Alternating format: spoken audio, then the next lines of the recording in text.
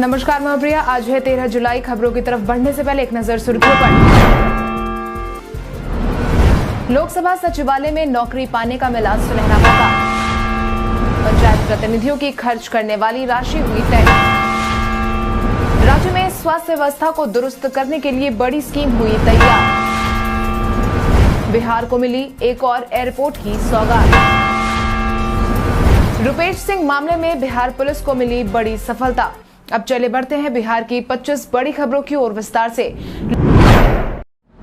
IBPS ने 5358 clerk की भर्ती के लिए जारी किया नोटिफिकेशन। स्नातक की पढ़ाई पूरी कर चुके युवाओं के लिए अहम सूचना। एसबीआई के बाद अब institute of banking personal selection ने क्लर्क के लिए 5358 पद पर भर्ती के लिए आवेदन की मांग की है। इन पदों के लिए शैक्षणिक योग्यता की बात करें तो उम्मीदवार का किसी मान्यता प्राप्त या सरकारी संस्थान से ग्रेजुएट होना जरूरी है। उम्मीदवार के पास कंप्यूटर की डिग्री, डिप्लोमा आदि भी अनिवार्य है, जिसके बाद इच्छुक और योग्य उम्मीदवार आईबीपीएस की वेबसाइट www.ibps.in पर जाकर 1 अगस्त से पहले आवेदन भर सकते हैं। ध्यान रहे, आवेदन की प्रक्रिया बीते दिन से शुरू हो गई है। पंचायत प्रतिनिधियों की खर्च करने वाली राशि हुई तय। पंचायत चुनाव में खर्च की जाने वाली राशि को तय कर दिया गया है। राज्य निर्वाचन आयोग की तरफ से मिली जानकारी के अनुसार आगामी पंचायत चुनाव में सबसे ज्यादा खर्च जिला परिषद पद पर चुनाव लड़ने वाले उम्मीदवार कर सकते हैं। राज्य निर्वाचन आयोग की तरफ से मिली जानकारी के अनुसार जिला परिषद सदस्य के उम्मीदवारों को 1 लाख तक खर्च करने की छूट दी गई है। वहीं आगामी चुनाव में मुखिया और सरपंच को 40,000, पंचायत समिति को 30,000, ग्राम पंचायत सदस्य और पंच को 20,000 तक अधिकतम खर्च सीमा तय की गई है। साथ ही सभी प्रत्याशियों से तय की गई राशि के अंतर्गत ही खर्च करने की अपील की गई है। निर्धारित राशि से ज्यादा खर्च करने पर अब कार्रवाई हो सकती है। बीते दिन जनता दरबार का हुआ आयोजन। बीते दिन से शुरू हुए मुख्यमंत्री के जनता दरबार में लोगों की भारी भीड़ देखने को मिली। हालांकि जनता दरबार को लेकर पहले ही सरकार ने सभी लोगों से अपना रजिस्ट्रेशन करवाने की अपील की थी, लेकिन शुरू हुए जनता दरबार वाले दिन ऐसा नहीं देखने को मिला। लोग बगैर रजिस्ट्रेशन के लिए मुख्यमंत्री से मुलाकात करने पहुंचे। हालांकि ऐन मौके पर पहुंचकर जिलाधिकारी डॉक्टर चंद्रशेखर सिंह ने सभी लोगों को शांत करते हुए रजिस्ट्रेशन के बाद आने की बात कही है। ज्ञात हो, बीते दिन कई लोगों की परेशानी का निपटारा किया गया। साथ ही संबंधित विभाग को भी काम में लगा दिया गया है, जिसके तहत अगर आप भी जनता दरबार जाकर मुख्यमंत्री से अपनी बात कहना चाहते हैं तो पहले आप अपना रजिस्ट्रेशन जरूर करवाएं।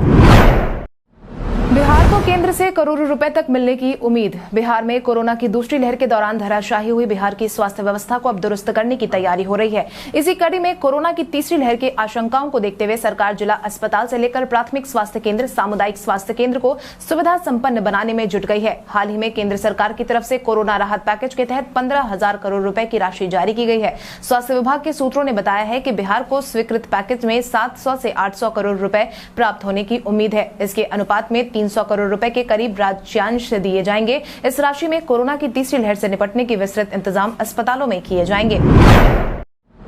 बिहार को मिली एक और एयरपोर्ट की सौगात। बिहार वासियों को एक और एयरपोर्ट की सौगात मिल गई है। केंद्र सरकार की तरफ से स्वीकृति मिलने के साथ ही गोपालगंज जिले के सबैया हवाई अड्डे को मंजूरी मिल गई है। इसके तहत अब सबैया हवाई अड्डे को रीजनल कनेक्टिविटी स्कीम RCS उड़ान उड़े देश का आम नागरिक योजना में शामिल किया गया है। केंद्रीय विमानन राज्य मंत्री ने सांसद को पत्र भेजकर यह जानकारी दी है। इस हवाई सेवा के चालू हो जाने के बाद से बिहार के गोपालगंज के अलावा नजदीक के छपरा, सिवान, पूर्वी और पश्चिमी चंपारण के लोगों को सबसे ज्यादा लाभ मिलेगा। आपकी जानकारी के लिए आपको बता दें कि सबैया एयरपोर्ट के परिचालन को फिर से शुरू करने के लिए लगातार स्थानीय स्तर पर मांग भी की जा रही है। आज बिहारी पहचान में हम बात करेंगे नंदकिशोर नवल की। नंदकिशोर नवल हिंदी साहित्य में मार्क्सवादी चेतना संपन्न शीर्षार्थ आलोचकों में से एक के रूप में माने रहे हैं। उनके अध्ययन एवं लेखन का क्षेत्र व्यापक रहा है। निराला एवं मुक्तिबोध उनके अध्ययन के केंद्र में रहे हैं तथा इन दोनों पर उनका लेखन मानक महत्व रखने वाला सिद्ध हुआ है। अपने समकालीन लेखन में नए से नए कवियों पर भी लिखने वाले नवल जी ने तुलसीदास एवं सूरदास से लेकर रीति काव्य तक पर कलम चलाई है। नंदकिशोर नवल का जन्म बिहार राज्य के वैशाली जिले के चांदपुरा नामक गांव में हुआ था। हिंदी विषय में MA की परीक्षा उत्तीर्ण करने के बाद उन्होंने पटना विश्वविद्यालय से निराला का काव्य विकास शीर्षक विषय पर PhD की उपाधि पाई। इसके बाद पटना विश्वविद्यालय के ही हिंदी विभाग में प्राध्यापक नियुक्त हुए, जहां से क्रमशः रीडर और यूनिवर्सिटी प्रोफेसर होकर के उन्होंने अवकाश ग्रहण किया।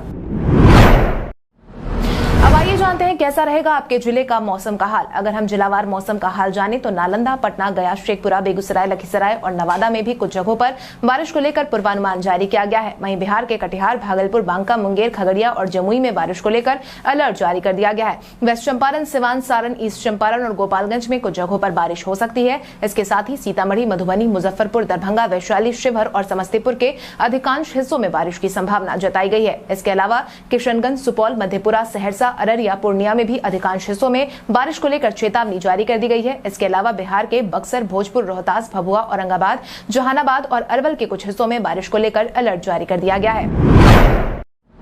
बीएसएससी ने की असिस्टेंट उर्दू अनुवादक प्रारंभिक परीक्षा के रिजल्ट की घोषणा। सहायक उर्दू अनुवादक के 1294 पदों को भरने का रास्ता साफ हो गया है, क्योंकि बीते दिन बिहार कर्मचारी चयन आयोग ने सहायक उर्दू अनुवादक प्रारंभिक परीक्षा के रिजल्ट की घोषणा कर दी है, जिसमें कुल मिलाकर 5322 अभ्यर्थियों को सफल घोषित किया गया है। जिसके तहत ही अब उम्मीदवार बीएसएससी की आधिकारिक वेबसाइट bssc.bihar.gov.in के जरिए अपने रिजल्ट को आसानी से चेक कर सकते हैं। आपको बता दें, यह परीक्षा 28 फरवरी को आयोजित की गई थी। परीक्षा को लेकर 15 फरवरी को ही प्रवेश पत्र जारी कर दिया गया था। राज्य में स्वास्थ्य व्यवस्था को दुरुस्त करने के लिए बड़ी स्कीम हुई तैयार। कोरोना की दूसरी लहर से सूबे के ग्रामीण इलाके बुरी तरह से प्रभावित हुए हैं, लेकिन अब राज्य सरकार बड़े पैमाने पर स्वास्थ्य व्यवस्थाओं को दुरुस्त करने की कोशिश में जुट गई है, जिसके तहत ही आने वाले दिनों में सभी 38 जिलों में 243 विधानसभा क्षेत्रों में 1205 हेल्थ एंड वेलनेस सेंटर बनेंगे। प्रत्येक विधानसभा क्षेत्र में एक अतिरिक्त प्राथमिक स्वास्थ्य केंद्र के अलावा राज्य में 118 कम्युनिटी हेल्थ सेंटर भी सरकार खोलने जा रही है। Bihar medical services and infrastructure corporation limited को इस काम की जिम्मेदारी दे दी गई है, जिसने निर्माण एजेंसी की तलाश शुरू कर दी है। अगर ये सारे काम समय पर पूरे कर लिए जाते हैं तो स्वास्थ्य सुविधाओं में निश्चित रूप से सुधार आएगा। बिहार के 85% किसानों को ही मिला अनुदानित बीज। बिहार सरकार की तरफ से किसानों को अनुदानित बीज मुहैया करवाने का लक्ष्य रखा गया था, जिसके तहत अब तक बिहार के लगभग 85% यानी कि लगभग 2,1691 किसानों को अनुदानित बीज देने का काम किया गया है। वहीं 15% किसानों तक अभी भी अनुदानित बीज नहीं पहुंच सका है। सरकारी जानकारों की माने तो 30 जून तक सभी किसानों को बीज उपलब्ध करवाने का आदेश जारी किया गया था, लेकिन 15 जून तक राज्य भर में करीब 30,000 क्विंटल बीज का ही वितरण किया गया था। कृषि मंत्री ने इस पर नाराजगी प्रकट की तो समय से बीज उपलब्ध नहीं करवाने वाले 10 जिलों को चिन्हित कर लापरवाह अधिकारियों के खिलाफ कार्रवाई के आदेश भी दे दिए गए हैं। मुख्यमंत्री नीतीश के पास पहुंचा भोजपुरी और मगही में अभद्र भाषा का मामला।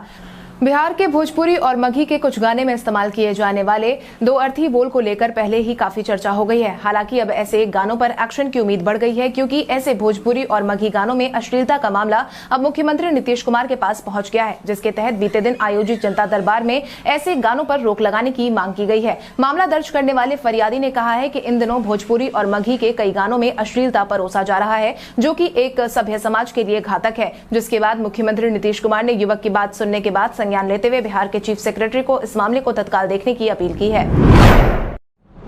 मीठापुर बस स्टैंड की फिर बढ़ी तारीख। मीठापुर बस स्टैंड को आईएसबीटी बैरिया में शिफ्ट करने की तारीख आगे बढ़ा दी गई है, जिसके तहत अब मीठापुर बस स्टैंड 20 जुलाई के बाद ही शिफ्ट किया जाएगा। इससे पहले इसका शिफ्ट होना मुश्किल है। जानकारों की माने तो फिलहाल आईएसबीटी में कई तैयारियां बची हुई है, जिसके कारण ही अब जब तक जरूरी तैयारियां पूरी नहीं होगी तब तक मीठापुर में बस स्टैंड को पूरी तरह से शिफ्ट नहीं किया जा सकता है। पहले इसको शिफ्ट करने की तारीख 15 जुलाई थी। आपकी जानकारी के लिए आपको बता दें, पटना के नए बस स्टैंड आईएसबीटी बैरिया से रोजाना 600 से ज्यादा बसों का परिचालन हो रहा है। यहां से ज्यादातर निजी बसें खुलती हैं। करीब 250 निजी बस रोजाना बस टर्मिनल पर आ जा रही है।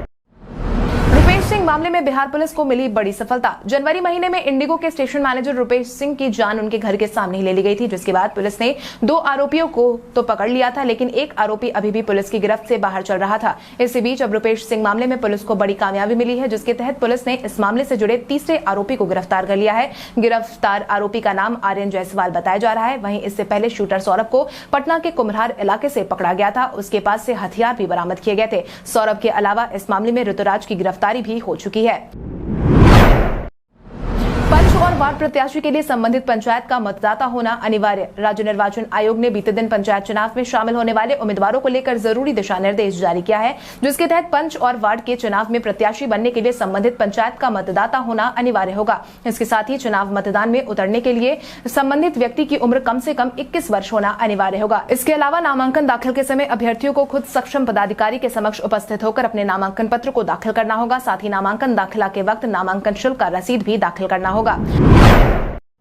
लोकसभा में सांसदों की आई अटेंडेंस शीट। लोकसभा में शामिल होने वाले सांसदों की हाजिरी की रिपोर्ट अब सामने आ गई है। इस रिपोर्ट में जदयू के सांसदों ने बाजी मारी है, जिसके तहत नालंदा के जदयू सांसद कौशलेंद्र कुमार की हाजिरी 100% है। सबसे अधिक 129 सवाल पूछने का रिकॉर्ड भी कौशलेंद्र ने अपने नाम दर्ज किया है। इसके साथ ही ललन सिंह की हाजिरी 92% है। वहीं भागलपुर के जदयू सांसद अजय कुमार मंडल कम हाजिरी वाले राज्य के सांसदों में 1 नंबर पर है। वो महज 32% बैठक में शामिल हुए हैं। इसके साथ ही लोक जनशक्ति पार्टी के दोनों गुट के अन्य सांसदों की हाजिरी कमजोर है।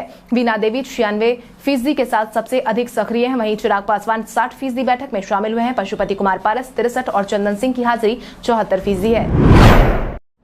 नीतीश कुमार ने जनसंख्या नियंत्रण को लेकर कही अपनी बात। बीते दिन मुख्यमंत्री नीतीश कुमार ने जनसंख्या नियंत्रण कानून और कॉमन सिविल कोड पर अपनी बात रखी है, जिसके तहत उन्होंने कहा है कि जो राज्य जो करना चाहते हैं वो कर सकते हैं। हमारा मानना है कि सिर्फ कानून से जनसंख्या का नियंत्रण नहीं किया जा सकता। हम समझते हैं कि जब तक महिलाएं शिक्षित और पढ़ी लिखी नहीं होंगी तब तक जनसंख्या पर नियंत्रण कर पाना संभव नहीं है। बिहार में जब हमने बालिका शिक्षा पर ध्यान दिया तो रिजल्ट दिखने लगा। आज बिहार में प्रजनन दर घटते घटते 3 से नीचे आ गया है। हम समझते हैं कि 2040 के बाद प्रजनन दर घटने लगेगा। हम लोग इसी पर काम करते हैं। बहुत लोगों की सोच है कि सिर्फ कानून बना देने से जनसंख्या पर नियंत्रण हो जाएगा। हमारा ऐसा नहीं सोचना है।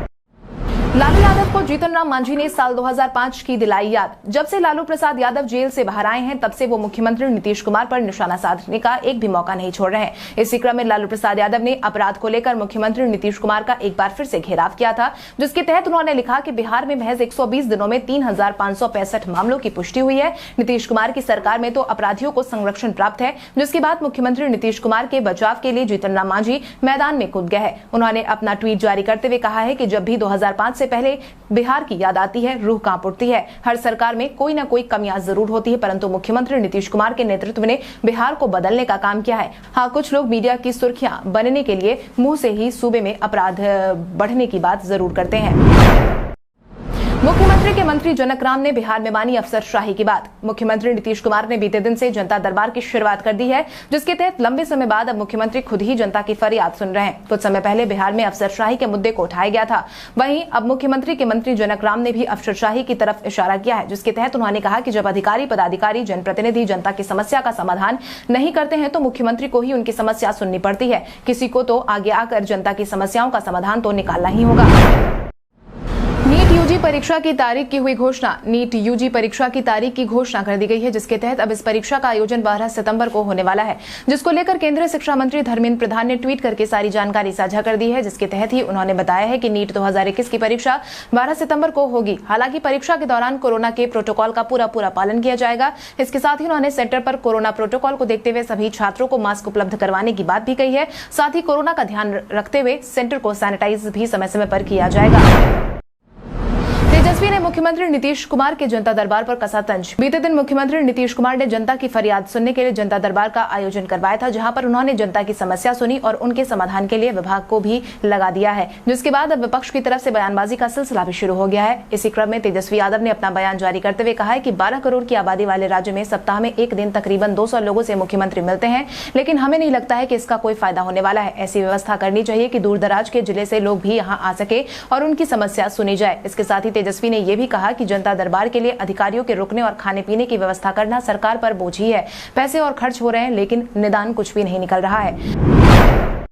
राजद विधायक भूदेव चौधरी की सदस्यता पर मंडराया खतरा। धौरैया विधानसभा सीट से राजद के विधायक भूदेव चौधरी द्वारा एक पुराने केस को छुपाने के आरोप में राजद विधायक भूदेव चौधरी की मुश्किलें बढ़ गई हैं। जबरन जमीन हड़प कर कब्जा करने के केस संख्या 468-15 मुजाहिदपुर थाने में लंबित रहने के हल्फनामे में नहीं दर्शाना विधायक भूदेव चौधरी की विधानसभा में सदस्यता के लिए बड़ा खतरा बन गया है। इस मामले में जदयू की तरफ से मनीष कुमार ने सुप्रीम कोर्ट में दायर याचिका की थी, जिसके बाद बीते दिन सुनवाई हुई, जिसमें भूदेव चौधरी ने 4 सप्ताह की अर्जी सुप्रीम कोर्ट में दी थी, जिसे सुप्रीम कोर्ट ने ठुकरा दिया है। कोर्ट ने उनको केवल 2 दिन की मोहलत दी है, जिसके बाद अब इस मामले की अगली सुनवाई 15 जुलाई को होगी।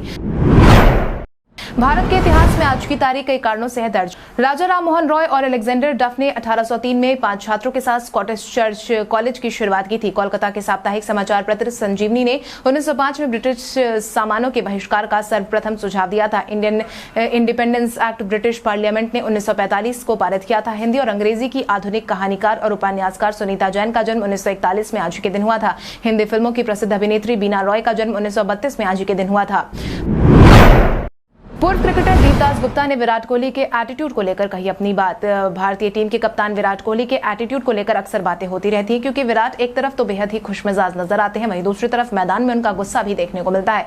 इसी क्रम में विराट के एटीट्यूड को लेकर भारत के पूर्व क्रिकेटर दीपदास गुप्ता ने अपना बयान जारी किया है, जिसके तहत एक मीडिया हाउस से बातचीत के दौरान उन्होंने कहा कि विराट के साथ यह है कि व्यक्तिगत रूप से वो जिस तरह से पेश आते हैं उससे उन्हें खुद को प्रेरित करने में मदद मिलती है। यदि आप उनसे मैदान से बाहर मिलते हैं तो वो सबसे शांत लोगों में से एक है जिनसे आप मिले होंगे। विराट काफी शांत, मृदुभाषी और बहुत अच्छा बोलने वाले व्यक्ति हैं, लेकिन एक बार जब वो मैदान पर कदम रखते हैं तो उनका नजरिया एकदम बदल जाता है। मुझे लगता है कि यह उनका खुद को प्रेरित करने का तरीका है। अब आइए जानते हैं सराफा बाजार और पेट्रोल डीजल के क्या थे भाव। अगर हम सराफा बाजार की बात करें तो सोने का भाव 12 जुलाई को 22 कैरेट के लिए प्रति 10 ग्राम 46,710 रुपए था, वहीं 24 कैरेट के लिए प्रति 10 ग्राम 47,710 रुपए था। इसके साथ ही अगर हम चांदी की बात करें तो चांदी का भाव प्रति किलो 69,100 रुपए था। इसके साथ ही राजधानी पटना में पेट्रोल की कीमत 103.52 रुपए प्रति लीटर और डीजल की कीमत 95.30 रुपए प्रति लीटर था। व्हाट्सएप कॉल के दौरान अब नहीं होगा खर्च अधिक डेटा। अगर आप भी व्हाट्सएप कॉल के दौरान डाटा बचाना चाहते हैं तो हम आज आपको एक खास फीचर के बारे में बताने वाले हैं, जिसके माध्यम से अब आप अधिक डेटा खर्च होने से बचा सकते हैं। इसका इस्तेमाल करने के लिए सबसे पहले आप अपने फोन में व्हाट्सएप ओपन करें, उसके बाद राइट साइड में बने 3 डॉट्स पर क्लिक कर दें। यहाँ दिए गए सेटिंग्स के ऑप्शंस पर जाएं, अब स्टोरेज और डाटा पर क्लिक कर दें। इसके बाद आपको स्क्रीन पर यूजलेस डाटा फॉर कॉल्स दिखाई देगा, उसे इनेबल कर दें। कल हमारे द्वारा पूछे गए सवाल का जवाब आप में से बहुत सारे यूजर ने हमें कमेंट करके दिया था, उसके लिए आपका बहुत बहुत धन्यवाद। आप में से जिन यूजर का कमेंट हमें अच्छा लगा है उनके नाम है मोहम्मद सलीम, शंकर मुखिया, सुनील कुमार, गौतम कुमार, अजय कुमार, शशि कुमार, पप्पू कुमार, पंडित ललन, रवि पासवान, पूजा कुमारी, राज खातून, सुभाष प्रसाद सिंह, मुकेश कुमार, अभिषेक सिंह, हर्ष कुमार, टिंकू प्रसाद, अशोक राम, रामपाल कुमार। इसके अलावा हमारी टीम को और भी लोगों के जवाब अच्छे लगे हैं, मगर समय के अभाव के कारण हम उनका नाम नहीं ले पाए, लेकिन आप हमारे सवालों का जवाब देते रहे। हम कल आपका नाम लेने की पूरी कोशिश करेंगे। तो चलिए बढ़ते हैं आज के सवाल की ओर। आज का सवाल कुछ इस प्रकार है, आपके अनुसार बिहार में स्वास्थ्य व्यवस्था को दुरुस्त करने के लिए सरकार को कौन कौन से कदम उठाने चाहिए? अपने जवाब में कॉमेंट करके जरूर बताएं। इसके साथ ही आज के लिए बस इतना ही। बिहार की बड़ी खबरों से अपडेटेड रहने के लिए हमारे यूट्यूब चैनल को सब्सक्राइब करें और बेल आइकन दबाना ना भूलें। धन्यवाद।